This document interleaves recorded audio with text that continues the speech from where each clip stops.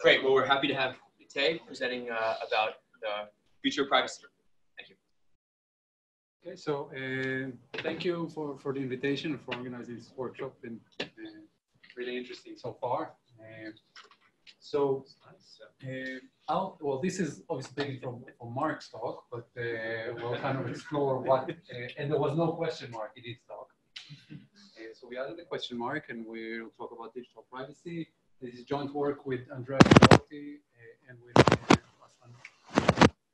and Mark Zuckerberg. Was he presenting this paper too? So, as we'll go, you'll see that there are a few more collaborators that helped our thoughts very much. So let's start with the scope of what I'll be talking about, because we heard the word privacy. We heard that it's hard to define, as hard as pornography to define. So look at the aspect that we'll do. So we have all those platforms that many more. They gather user data. They do some good stuff for users with it. We get better services. We get better matching. If Uber didn't know my location, it would be quite hard to pick me up. And there is also risk of the data being misused. And misuse could be crimes, like identity theft. Could be government overreach, so that could be legal, but we might not like it. Or could be used by the platform in a way that we don't like it to be used. So anything that bothers the users, that creates disutility. Now, given that this is partly joined with the Luohan Academy, I'll look at the 10 biggest questions from the digital economy defined by at least one meeting of the Luohan Academy. So I'll focus in particular that my talk will be relevant for the first two, but one that will be very relevant is our private sector companies, are there incentives sufficient to provide adequate data security? Now, here I'm going to have, so that's one contributor. Another contributor jumps in and says, well, the problem with data protection in general is that assumes that data collection is okay. So this is, you know, we've got two, right? Okay. So the question will we kind of engage with straight in the paper that are related to those. So first we'll ask the question, do digital businesses have the right incentives to collect and protect user information? Itay, can you speak up a little bit? Yes, and I can even stand here, so that might help. So do digital businesses have the right incentives to collect and protect user information? And we'll actually be interested in what their revenue model is. Are they ad-based, or are they selling goods like Amazon or something? The second question will be, what's the scope of regulation? So if their incentives are not completely aligned, and spoiler alert, they're not, what can we do about it? And I might get at the end to also the questions of, well, how much do we really care about it, broadly speaking? Okay, this is a game of find your name. If you didn't find, we can talk later. So, what our model overview will be, we'll have 3 types of players. We'll have users, their decision will be how active to be. Whatever the service is, how active to be on it. We'll have one dimension, more active, less active. There's not going to be type of activities in this model. Then there will be the business, any digital business. There will be first question, how much info to collect? So it's out of the info that was generated by users, how much of it they actually are collecting and how much it is just evaporating in air, or how much it was encrypted. So WhatsApp, when I write the text itself, what's written, they're not collecting because it's encrypted. They are collecting the fact that I texted Najib. So that's their decision of how much to collect. So there are many decisions like that. The second decision will be how much to invest in protection. Now, protection could be just firewall. Protection could be API safeguards that they kind of increased, as far as we know, after the Cambridge Analytica scandal. And then there is kind of the practice of how many ethical hackers to hire. Ethical hackers are those that come and try and hack the platforms, try and reach the data, and then report what the holes are, what the backdoors they found, all the things, and kind of help protect the data more. And then the third group will be adversaries that will decide either to come there and try and get the data and do something with it or not. Now, as I said, I don't care if those are criminals or this is the FBI or this, it's anyone that does something that the users do not want, did not intend as the use for their data. terms of timeline, so first I'll have the business moving. So they'll decide one parameter, how much info to collect. It will be between 0 and 1. What fraction of the data that was generated they're actually collecting. And the second, how much to invest in protection. And that will be just a parameter C that will be anything 0 or above. Knowing that, users will decide how active to be. And again, they decide just the level of activity. And then the adversary or adversaries, actually there'll be many of them, will decide whether they're entering and trying to do something and get profit out of it. Okay, so we'll start with the users. And we saw similar things to that throughout the day in different parts of the talks. We'll have a continuum mass of users. This is their utility function. So just the first part of the utility is kind of straightforward. Actually, the first two parts are very, very standard. Just quadratic utility and then network effects.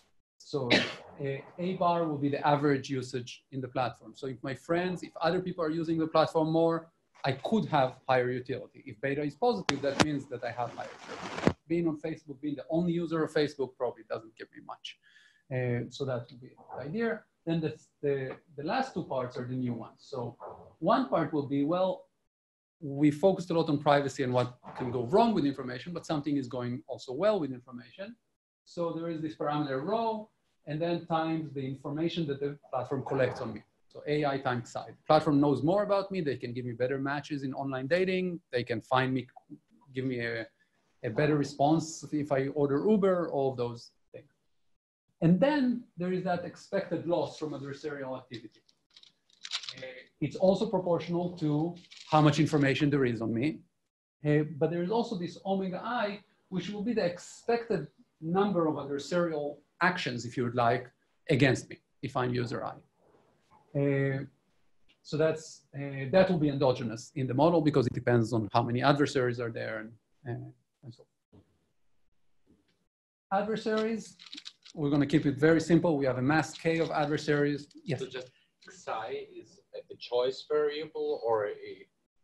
Yes, psi is the platform chooses it. Yes, the platform. I'll start with it as exogenous and solve, but it will become eventually. Okay, we have the adversary. So the adversary is they're heterogeneous. It could be more costly for them to enter and get the data or less costly. That depends on whether, so if Facebook wants to do something that I don't want them to do with the data, might not be costly for them because they actually have access to the data. Others need to hack the data and do it. So they have different costs.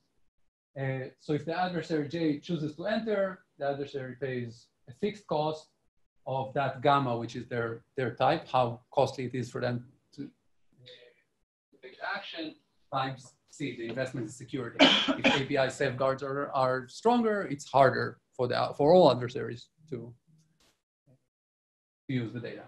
And then they take action. Yes. I'm trying to interpret this sort of, I'm trying to interpret psi here. I mean, the adversary can figure out exactly what AI is because they also know psi, right? So I'm trying to understand in what sense this is measuring the quantity of data that is available or not collecting all the data. It's not like noise. We're not adding noise to. No, there's no noise. There's no noise. This is reduced form, very, very much reduced form. So on individual I, the data that there is AI type.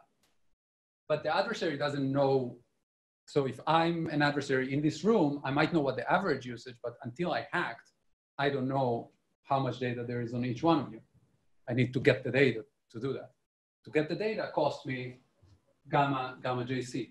Once I got the data, I'm assuming here that gets me the data on one of you chosen randomly. That's obviously a simplification. And if that one that I hacked against was Najib, so then I get a Najib times I. Minus what it cost me to hack. Does that? I guess that I'm trying to think, like, suppose WhatsApp is collecting half of my WhatsApp messages in terms of the times of half of those WhatsApp messages here. So, that's the only thing that it's getting. It's just getting half of those. Yeah, exactly. Getting what they collected. What's not collected, you cannot get. And then, I mean, this is the reduced form that's part of the adversary. It gets you a threshold, and it tells you that adversaries have cost below some cost. And that cost depends on how much data is collected, how much data is generated, and what's the protection level. But at any point, there's a threshold. All the adversaries with lower cost are trying to hack, and the other ones are not trying. Now let's get to the digital business. So we're gonna kind of, so we already had some assumption. One, usage is creating the data. The second assumption will be that having the data increases productivity to some level. So if I look at the platform, the first part is A bar. The platform is benefiting from user activity. The second part, they're benefiting from owning the information. Now, if you want to think about it, so I'm going to assume both of them, it increases in both elements and concave in both elements, that function. But just to kind of set what does it mean, these two parts, if the platform is completely transaction driven, so there is no ads, and they're just trying to sell me, they actually are benefiting mostly from my usage. They might benefit more from they might indirectly benefit from the information because the information will allow them to improve the service and generate more usage. But directly, they're benefiting from my usage. So that's the classic Amazon model, or Uber, for example. Uber are benefiting from me taking the rides. Facebook is not benefiting directly from me using the platform. They're benefiting from them having the information, and then they're going and getting the money from advertisers. So if I look at Facebook, they will be closer to the case that the derivative of this side by the first element is 0, and they're actually mostly benefiting from the second element. So we can capture here all the range between transaction-based and advertisement-based, if you would like, depending on what the company is, what the business is making money from. Okay. So now that's the model. I'm not going to add parts. I'm going to start by analyzing the part of the users and the adversaries, and then we'll see what the platform. So I'm going to go very briefly. Since the part of the user and the adversaries is relatively simple, there exists a unique equilibrium. In fact, as long as beta is not large enough, that's standard kind of in the network effect literature, that if network effects are too large, then we're starting to have multiplicity. As long as beta is not too large, there exists a unique equilibrium. We can characterize the average usage. We can characterize the damage, the expected number of attacks per user.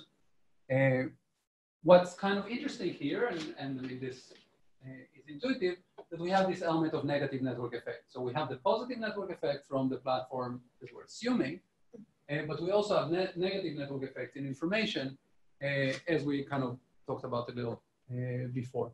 And the idea is that if everybody are using, if it's a platform that generally collects a lot of information about people, then adversaries are attracted to that platform. And then even though I didn't reveal as much information, I'm in the pool that they're hacking. So I might be hacked. Now, one observation that's very also quite standard about this model, consumer surplus here will be proportional to the average usage of the platform squared. Okay, you can see here the one-line proof, but that result is standard. It will just kind of make it simpler to interpret results later. Okay, questions so far, because I'm going to go to the platform that relies on this. Okay, so now we're going to go to the platform, to the business, and ask how much information, that has to decide how much info to collect and how much to invest in protection. The first result that we want to see is we're going to compare, well, and that's answering the first question, are the businesses collecting an efficient amount of information with respect to social welfare and with respect to consumer surplus? And we're going to first look just at collection. So assume that you could set the data protection to whatever it is you want, right? So we can assume that whatever you think is efficient for data protection, you set it there. Are there any issues, inefficiencies with data collection? And there are. So we're letting psi W will be the efficient level of data collection with respect to total welfare, including the firm's profit. And psi CS will be the efficient data collection with respect to consumer surplus, if you don't care about the profit of the firm. Well, it turns out that the business collects more data than the level that maximizes welfare and consumer surplus. That means that we found an inefficiency here. Now, this inefficiency comes specifically from the fact that they can use the data for other benefits, not just for increasing my usage.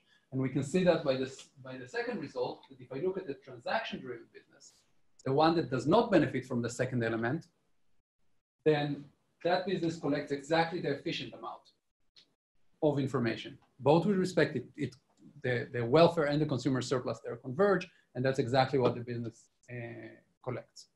So the inefficiency in collection comes directly from that, if you would like, advertising model. Now, why is that interesting? Well, let's go back to one of our contributors. So Mark, in an op-ed to the Wall Street Journal, wrote, there's the important question of whether the advertising model encourages companies like ours to use and store more information. And it was, thank you. It was kind of like putting, answering in this article, he was answering complaints that they're collecting a lot.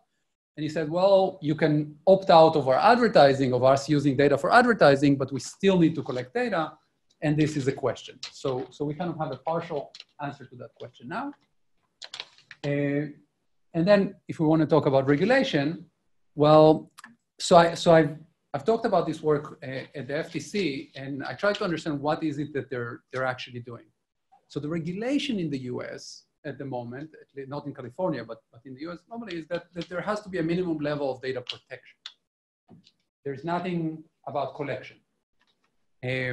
But then when I kind of talked to them about how they enforce it, well, it's actually quite rare that they go randomly to companies and check that they have sufficient level of data protection. There's one case that they did that, but most cases, they wait for a data breach and then they go into that company, and then usually they manage to prove that there wasn't sufficient protection. It's easier to prove when there was already a data breach, and then there is some kind of fine on data breaches.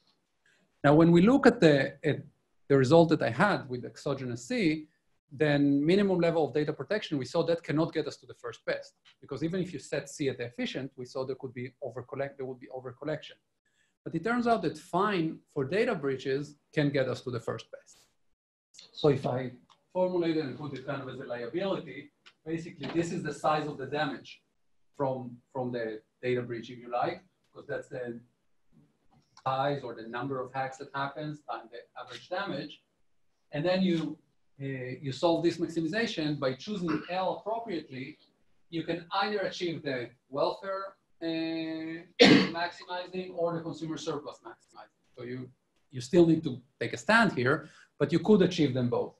And both of them have kind of nice interpretations. So if you look at consumer surplus, the derivative of psi by the second element is if you would like what the price that the business has for having the data.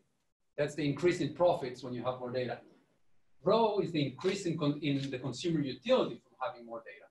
So kind of their ratio is exactly the thing that you need to clear in order to get consumer surplus maximized. It's not as nice an expression for welfare, but it has a similar interpretation. It's how psi affects welfare versus how it affects damage. Because you contrasting their consumer surplus and damage, the profit is maximized by the firm anyway, so you don't need to kind of fix that. Okay, so we kind of know the exogenous case. Now we still need to see that how that interacts with data protection, because once you really let the firm decide on data protection, you can go in all kinds of directions. So in the case that data collection is the only variable that the business decides on, we know that we're going to have too much data collection. We know that putting liability on the firm can fix the problem.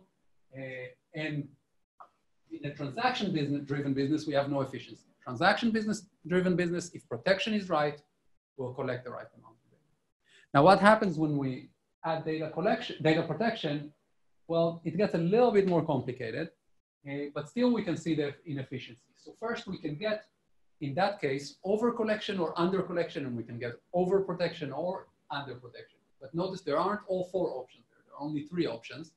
So we can either get the business choose to protect less and collect less. So that's a business that's kind of says, well, I'm going to scale down this whole information. Then we can have a business that protects less and collects more, which is what I think people have in mind if they had to guess. They're kind of like, and that's kind of from the local derivative. If you hold one constant and free the other one, that's the direction that it will take. So if you hold collection fixed, the business will underprotect. If you hold protection fixed, the business would overcollect.